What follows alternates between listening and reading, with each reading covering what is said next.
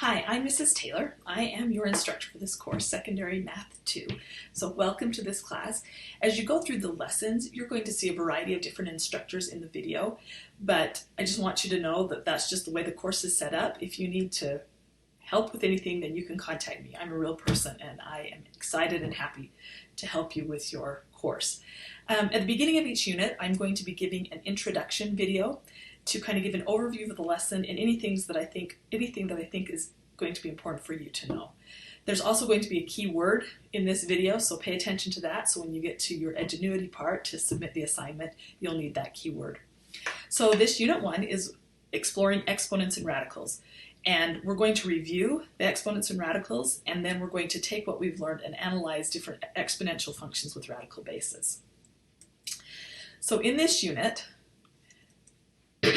there are several lessons. The first 4 lessons, powers and exponents, zero and negative exponents, powers with the same base, and raising a power to a power, those are all going to be review lessons.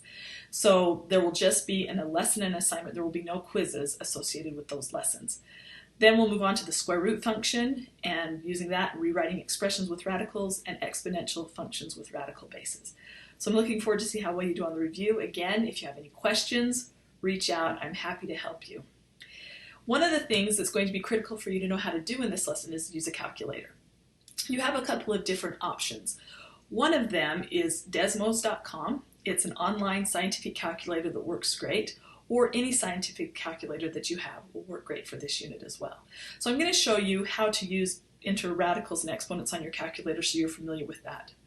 So if you go to Desmos.com, and up at the top it has Math Tools, and if you look at that, you have Scientific Calculator. That's the one you're going to want to choose, the Scientific Calculator.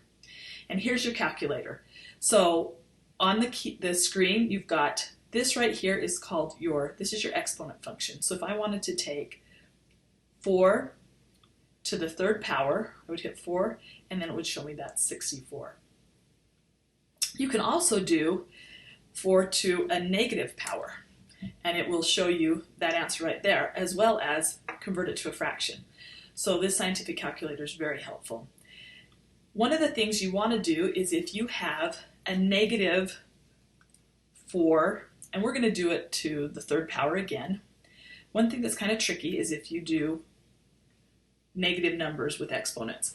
Now, negative 4 to the 3rd power is negative 64.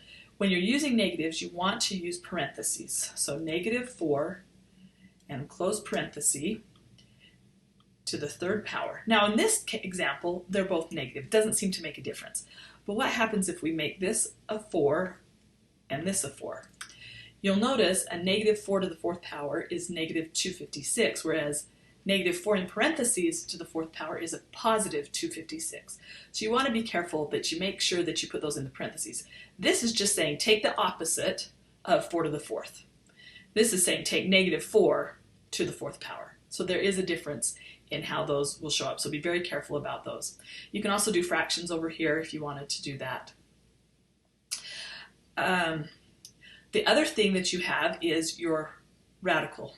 So radical, the square root of 64, and it will show up over here. In this calculator, the negative and the subtraction sign are the same. They're right here by the 3. Now, if you want to use a scientific calculator, let me show you how that will look. So if you have a scientific calculator here, and I'm going to take 4 to the 3rd, I use 4, and then I use this button right here that's like an upside down V, caret symbol, 4 to the 3rd power, and then I hit enter. Now one of the things, again, you've got to pay attention to is the negatives. On a scientific calculator, the negative button is down here below the 3. It's different than the minus sign. So if I want to go back to a negative 4 to the 3rd power, in parentheses again, that will give me the answer. The square root button is usually over the x squared, so you have to hit second and then square root of 64. Enter. So there's the scientific calculator. Both of those are great. Okay, the last thing I want you to know that the key word for this unit is calculator. So when you go back to your assignment, there's a couple of really easy questions for you to answer. Just enter those in, type in that keyword, and you're ready to get going. So once again, if you have questions, let me know. Thanks.